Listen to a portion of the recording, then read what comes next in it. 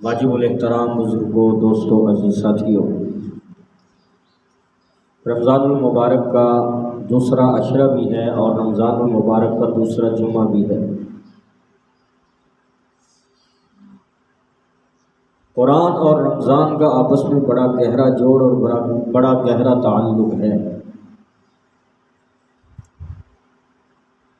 اللہ رب العالمین نے ارشاد فرمایا، انا انزلناہ فی لیلۃ القدر، کہ ہم نے قرآن کو لیلۃ القدر میں اتارا۔ اور لیلۃ القدر یہ رمضان المبارک کے آخری عشرے میں تاک راتوں میں سے کوئی بھی ایک رات ہو سکتی ہے۔ ہم لوگوں نے تو اس کو 27 کی رات کے ساتھ خاص کر دیا ہے اپنے عادات کے اعتبار سے، جیسا کہ عادت ہے 27ویں ہے جی، 27ویں کا کو یہ اہتمام کریں، 27ویں کو یہ اہتمام کریں، یہ لیلۃ القدر ہے۔ یہ تو امکانات تو ہیں لیلۃ القدر کے، کوئی بندہ امکانات کو رد نہیں کر سکتا، لیکن کنفرم 27ویں کو لیلۃ القدر نہیں کہا جا سکتا، کیونکہ احادیث صحیحہ سے یہ بات ثابت ہے کہ اللہ تعالیٰ نے لیلۃ القدر کو متعین نہیں فرمایا۔ پہلے تو آپ صلی اللہ علیہ وسلم نے فرمایا کہ رمضان کے آخری عشرے میں لیلۃ القدر کو، بلکہ ایک اور حدیث میری نظر سے گزری جس میں حضور علیہ السلام نے فرمایا کہ لیلۃ القدر کو رمضان میں تلاش کرو۔ پھر اس امت کی آسانی کے لیے آپ صلی اللہ علیہ وسلم نے فرمایا کہ لیلۃ القدر کو آخری عشرے میں تلاش کرو۔ پھر مزید آسانی کے لیے آپ صلی اللہ علیہ وسلم نے فرمایا کہ لیلۃ القدر کو رمضان المبارک کے آخری عشرے کی تاک راتوں میں تلاش کرو۔ تو بہرحال یہ لیلۃ القدر کا موضوع نہیں ہے، آج انشاءاللہ اس پر آخری عشرے میں گفتگو کریں گے۔ ضمناً بات آگے میں نے عرض کر دی، لیلۃ القدر میں اللہ رب العالمین نے اس قرآن کو اتارا ہے۔ اور لیلۃ القدر کس مہینے میں آتی ہے بھائی؟ رمضان میں آتی ہے۔ اور دوسری جگہ پر اللہ رب العالمین نے واضح طور پر بیان فرمایا کہ ہم نے قرآن کو رمضان میں اتارا، ہم نے قرآن مجید کو رمضان میں اتارا۔ تو اس لیے رمضان اور قرآن کا اور قرآن اور رمضان کا آپس میں چولی دامن کا تعلق ہے۔ چولی دامن کیا ہوتا ہے بھائی؟ اس کو چولی بھی کہتے ہیں، اس کو دامن بھی کہتے ہیں۔ یہی چولی ہے، یہی دامن ہے۔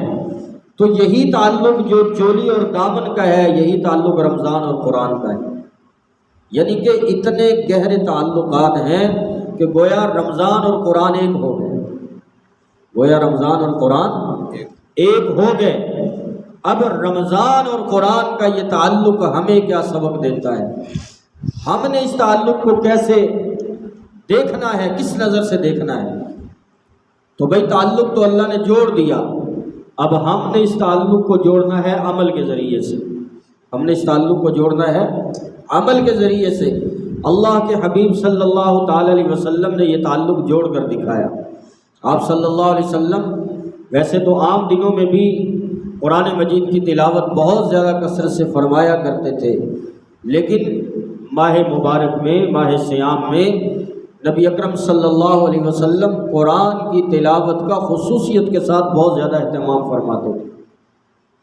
پورا مہینہ حضور قرآن پڑھتے تھے، اور صرف اسی پر بس نہیں، بلکہ آپ صلی اللہ تعالی علیہ وسلم قرآن مجید کا دور حضرت جبرائیل علیہ السلام کے ساتھ فرماتے تھے۔ بھئی دور کیا ہوتا ہے؟ حافظ حضرات تو سمجھتے اس بات کو۔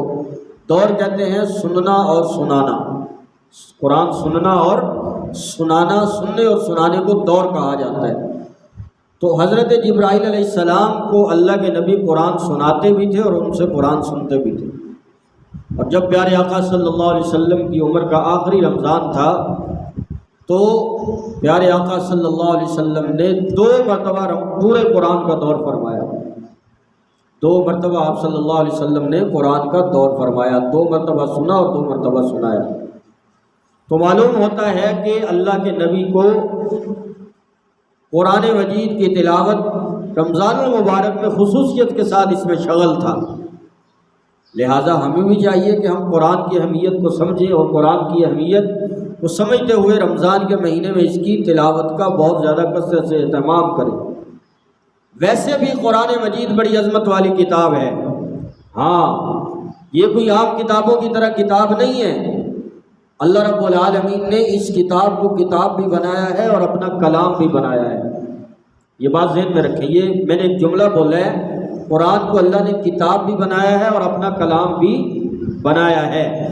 پہلی آسمانی کتابیں صرف کتابیں تھیں، پہلی آسمانی کتابیں صرف کتابیں تھیں، لیکن جو قرآن ہے یہ اللہ کی کتاب بھی ہے اور یہ اللہ کا کلام بھی ہے۔ اب کتاب اور کلام میں فرق سمجھو۔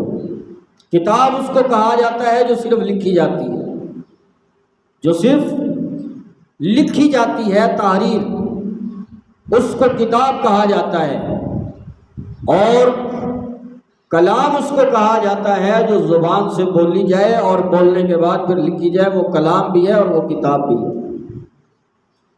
تو پہلی تینوں کتابیں تورات، زبور، انجیل صرف کتابیں تھیں، صرف کیا تھیں؟ کتابیں تھیں۔ لیکن قرآن مجید کو یہ شرف حاصل ہے کہ قرآن مجید اللہ کی کتاب بھی ہے اور اللہ نے اس کا ایک ایک لفظ اپنی زبان سے ادا بھی فرمایا ہے۔ یہ قرآن اللہ کا کلام بھی ہے، اور کلام یہ متکلم کی صفت ہوا کرتا ہے، کلام متکلم کی صفت ہوتا ہے۔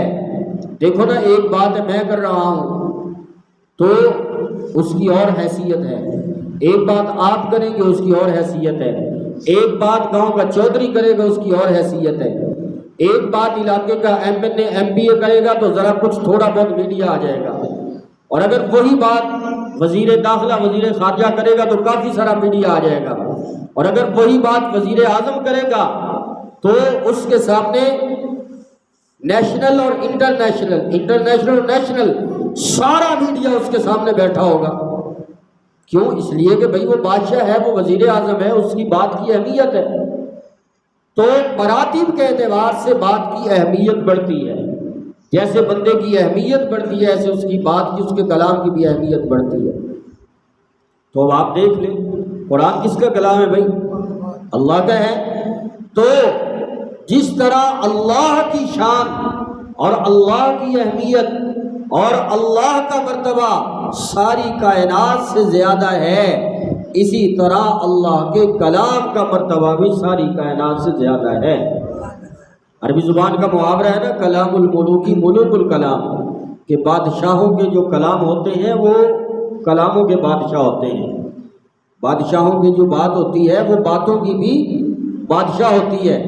ہم جو مرضی کہتے ہیں، ہماری بات کو کوئی پروٹوکول نہیں ہے، اور وزیر اعظم جو ہے وہ تھوڑا سا بھی بول دے تو شہ سرخیاں بن جاتی ہیں اخبارات میں، ٹی وی چینلز میں پٹیاں چل جاتی ہیں، بریکنگ نیوز بن جاتی ہے۔ کیوں؟ اس لیے کہ کلام الملوکی ملوک الکلام، وہ بادشاہ ہے، اس کی بات بھی بادشاہ والی ہے، اس کی بات بھی بادشاہ بن گئی ہے۔ تو اسی طرح بھائی اللہ رب العالمین احکم الحاکمین، الیس اللہ باحکم الحاکمین، کیا اللہ سب سے بڑا حکمران نہیں ہے؟ اس میں کوئی شک کی بات ہی نہیں ہے، اللہ سب سے بڑا حکمران ہے۔ تو جب میرا اللہ سب سے بڑا حکمران ہے تو میرے اللہ کا کلام بھی سارے کلاموں کا سب سے بڑا حکمران کلام ہے۔ تو یہ قرآن یہ اللہ کا کلام ہے، یہ اللہ کی صفت ہے۔ امام احمد بن حنبل رحمۃ اللہ تعالی علیہ کو اسی بات پر کئی سال تک جیل میں رکھا گیا، روزانہ 40 کوڑے، 40 یا 80 مقدار میں میرے ذہن میں نہیں کنفرم آ رہی، کوڑے مارے جاتے تھے۔ کس بات پر؟ کہ ان کے زمانے کا جو بادشاہ تھا اس کا نام تھا منصور بادشاہ، یہ اور اس کے کچھ درباری ملا یہ بات کرتے تھے کہ قرآن اللہ کی مخلوق ہے، قرآن کیا ہے؟ اللہ کی مخلوق ہے۔ اور امام احمد بن حنبل رحمۃ اللہ علیہ فرماتے تھے کہ نہیں، مسئلہ غلط ہے جو تم بیان کرتے ہو، صحیح مسئلہ یہ ہے کہ قرآن اللہ کا کلام ہے، قرآن اللہ کا کلام ہے، اور کلام متکلم کی صفت ہوتی ہے۔ تو اس بات پر جو ہے امام احمد بن حنبل رحمۃ اللہ تعالی علیہ کو ایک لمبا عرصہ جیل میں رکھا گیا اور ان کو بڑی سخت سزائیں دی جاتی رہیں، لیکن وہ حقیقت پہ تھے حق پہ تھے اور حق پہ ہوتے ہوئے وہ ڈٹ گئے اور انہوں نے امت مسلمہ کے اس عقیدے کی حفاظت کی، امت مسلمہ کے اس عقیدے کی حفاظت کی کہ قرآن اللہ کا کلام ہے۔ تو قرآن کی شان ہے، اب قرآن کی صفات کیا ہیں، یہ کیوں اتنے بڑے مرتبے والا ہے؟ الف لام میم ذالک الکتاب لا ریب فیہ، پہلی بات تو یہ ہے کہ کوئی بھی چیز جب تک اتھینٹک نہیں ہوتی اس وقت تک اس پر بندہ کیسے اعتبار کر سکتا ہے؟ کوئی بھی چیز جب تک قابل اعتماد اور قابل اعتبار نہیں بن جاتی اس وقت تک اس کو مرتبہ نہیں ملتا۔ تو سب سے پہلے اللہ رب العالمین نے قرآن مجید کا رتبہ بیان فرمایا۔ اس کا رتبہ کیا ہے کہ یہ ایک اتھینٹک کتاب ہے، اور ایسی اتھینٹک ہے ذالک الکتاب لا ریب فیہ، ایسی کتاب ہے کہ جس میں شک کی گنجائش بھی نہیں، جس میں شک کی گنجائش بھی نہیں ہے۔ جب یہ ایسی شان والی کتاب ہو گئی کہ اس پر اعتماد کیا جا سکتا ہے، اس پر اعتبار کیا جا سکتا ہے، تو اس کے بعد پھر آگے اللہ رب العالمین نے قرآن کے بارے میں فرمایا کہ اگلا سٹیپ قرآن کی عظمت کا یہ ہے ھدی للمتقین، یہ متقی لوگوں کے لیے ہدایت ہے۔ متقی کس کو کہتے ہیں؟ جس کے دل میں تقوی ہو۔ تقوی کیا ہوتا ہے؟ تقوی یہ ہوتا ہے، تقوی وہ کیفیت ہے، یاد رکھنا، تقوی وہ کیفیت ہے ایمان کی جو انسان کو گناہوں سے بچاتی ہے اور نیکی کی راہ پر لگاتی ہے، تقوی اس کو کہا جاتا ہے۔ دوسرے لفظوں میں کہہ لو یہ اللہ کا ڈر اور اللہ کا خوف ہے۔ تیسرے الفاظ میں آپ اس کی تعریف یوں کر سکتے ہیں کہ یہ آپ کا ایمان ہے، تقوی ہی انسان کا ایمان ہوتا ہے۔ تو جتنا ایمان مضبوط ہوتا ہے اتنا انسان نیکی کے راستے پہ چلتا ہے، اور جتنا ایمان کمزور ہوتا ہے اتنا انسان نیکی سے ہٹ کے گناہ کے راستے پہ چلتا ہے۔ تو جن کے دلوں میں ایمان ہے، جن کے دلوں میں خوف خدا ہے، جن کے دلوں میں تقوی ہے، یہ کتاب ان کے لیے ہدایت ہے، ان کے لیے رہنمائی ہے۔ ہاں، اور پھر اللہ رب العالمین نے اس قرآن کی عظمت کو بیان فرماتے ہوئے فرمایا اِنَّا نَحْنُ نَزَّلْنَا الذِّكْرَ، کہ یہ کتاب کوئی عام کتاب نہیں ہے بلکہ اس کو ہم نے نازل کیا ہے، ہم نے۔ اِنَّا نَحْنُ نَزَّلْنَا الذِّكْرَ، ذکر سے مراد نصیحت، نصیحت سے مراد یہ قرآن ہے۔ اِنَّا نَحْنُ نَزَّلْنَا الذِّكْرَ، اس نصیحت کو ہم نے نازل کیا ہے، وَإِنَّا لَهُ لَحَافِظُونَ، اور اس کی حفاظت بھی ہم ہی کریں گے۔ اب آپ اندازہ لگائیں کہ جس کی حفاظت میرا اللہ خود فرما رہا ہے تو اس کے علو مقام کا کیا کہنے ہوں گے، اس کتاب کی عظمت شان کے کیا کہنے کہ جس کی حفاظت اللہ خود کر رہے ہیں۔ یا اللہ کیسے حفاظت کرتے ہیں آپ قرآن کی؟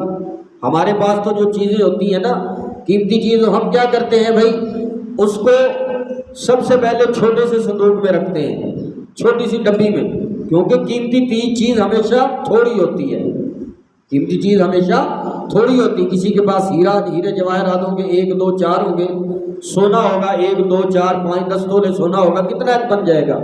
وہ اس کو سنبھالے گا، سب سے پہلے چھوٹی سی ڈبیاں میں بند کرے گا، پھر اس کے اوپر اور ڈبی ڈالے گا، اس کے اوپر صندوق ڈالے گا، پھر اس کو صندوق کے اندر بند کر کے پھر اس کو کسی الماری میں رکھے گا، الماری کو تالے لگائے گا، تالے لگانے کے بعد پھر اس کو کمرے میں رکھے گا، پھر اس کمرے کو تالے لگائے گا، پھر آگے چوکی دار رکھے گا، اس کے اوپر پہرے دار رکھے گا اس کی حفاظت کے لیے۔ کیوں؟ میرے پاس قیمتی خزانہ ہے جی، میں اس کی حفاظت کر رہا ہوں۔ اب یہ اللہ کا خزانہ ہے اور اللہ اس کی حفاظت کر رہے ہیں۔ اب بات کو ذرا سمجھنا توجہ سے، ہمارے خزانے ہم حفاظت کرتے ہیں چھپا چھپا کے، ہمارے خزانے ہم حفاظت کرتے ہیں ان کی چھپا چھپا کے، اور میرے اللہ کا خزانہ ہے، اللہ اس کی حفاظت کرتا ہے چھپا چھپا کے۔ قرآن چھپتے نہیں ہے، اللہ اس کی حفاظت کر رہا ہے چھپا چھپا کے، کہیں پہ ورقوں پہ چھپا ہے، کہیں پہ صفحات پہ چھپا ہے، کہیں پہ کتابوں کی شکل میں چھپا ہے، اور کہیں پہ مسلمانوں کے دلوں پہ چھپا ہے، کہیں پہ مسلمانوں کے دلوں پہ چھپا ہے۔ ہم خزانوں کی حفاظت کرتے ہیں چھپا چھپا کے، میرا اللہ اپنے خزانے کی حفاظت کرتا ہے قرآن چھپا چھپا کے۔ تو یہ قرآن یہ اللہ کا خزانہ ہے، اور یاد رکھنا جس دل پہ یہ چھپ جاتا ہے نا یہ خزانہ، وہ دل بھی خزانہ بن جاتا ہے۔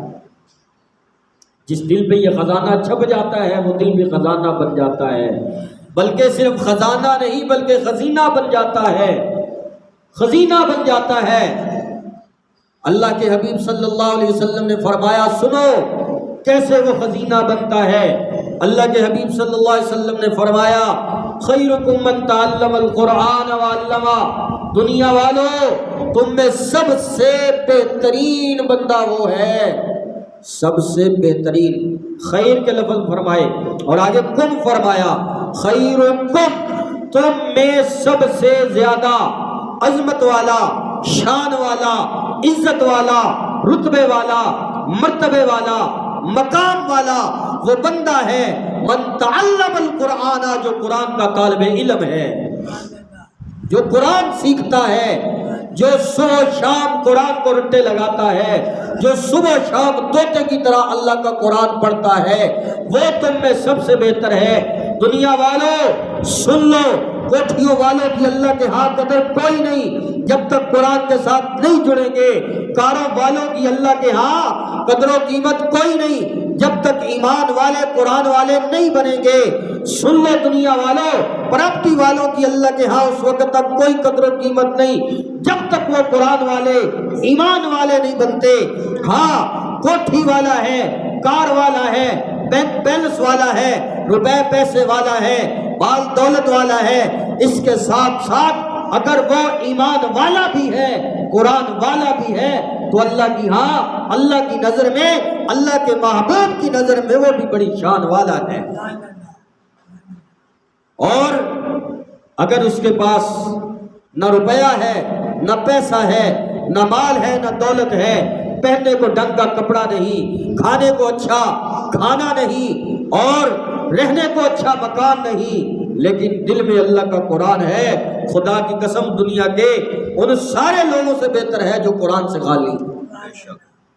خیرکم من تعلم القرآن، یہ کون ہے؟ جو قرآن کا طالب علم ہے، جو مدرسے میں پڑھتا ہے، جو مدرسے کی چٹائی کے ساتھ سلا ہوا ہے، جو صبح سے لے کر شام تک مدرسے کی چٹائی پہ بیٹھ کے ایک ٹانگ پہ بیٹھ کے اللہ کا قرآن پڑھتا ہے، یہ سب سے بہتر ہے، یہ سب سے بہتر ہے۔ خیرکم من تعلم القرآن، دنیا والوں تم کیا جانو اس کی شان، دنیا والوں تم کیا جانو اس کی قدر۔ اور کون ہے؟ ایک تو طالب علم ہو گیا، ایک یہ خیرکم من تعلم القرآن وعلمہ، اور دوسرا وہ اس کا استاد، وہ قاری صاحب جو ان بچوں کو قرآن پڑھاتے ہیں، مدرسے میں بیٹھے، چٹائی پہ بیٹھے، صبح سے لے کر شام تک، شام سے لے کر صبح تک اللہ کے قرآن کے ساتھ تعلق جوڑا ہوا ہے۔ خدا کی قسم ساری دنیا مل کر بھی ان کا مقابلہ نہیں کر سکتی۔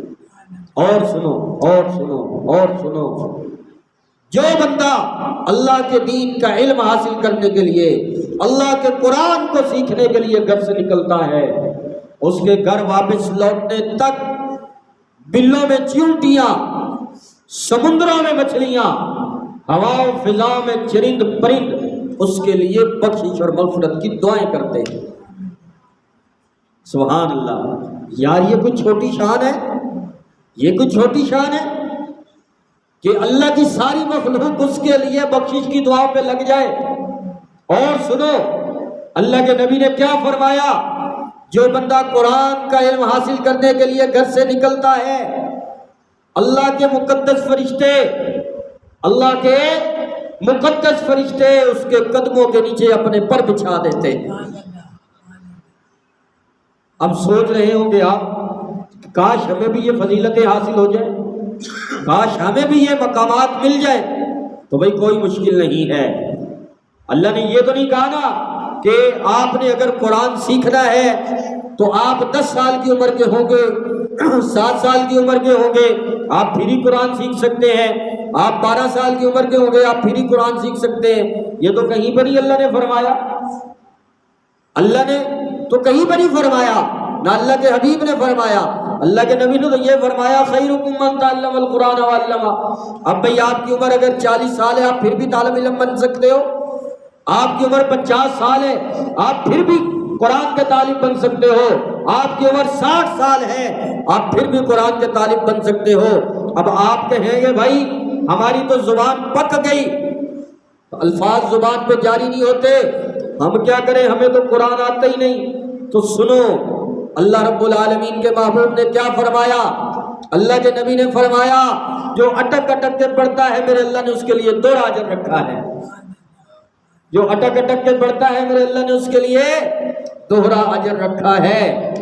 اور جو قرآن کا ماہر ہے، جو قرآن کا قاری ہے، اس کے تو کہنے ہی کیا، اللہ کے نبی نے فرمایا کہ قرآن کا ماہر ماں کرام بررا، اللہ رب العالمین اس کا حشر یہ لکھنے والے معزز کرامن کاتبین کے ساتھ فرمائے گا۔ ماہر قرآن کی بھی بڑی شان ہے، اور جو ماہر قرآن نہیں ہے، قرآن کا طالب علم ہے، سیکھتا ہے، بھولتا ہے، پھر سیکھتا ہے، پڑھتا ہے، اٹکتا ہے، پھر پڑھتا ہے، پھر اٹکتا ہے، پھر پڑھتا ہے، پھر اٹکتا ہے، میرا اللہ فرماتا ہے فرشتوں لکھو 2 اجر، ایک میرے قرآن پڑھنے کا اجر لکھو، دوسرا جو مشقت اٹھاتا ہے اس کا بھی اجر لکھو۔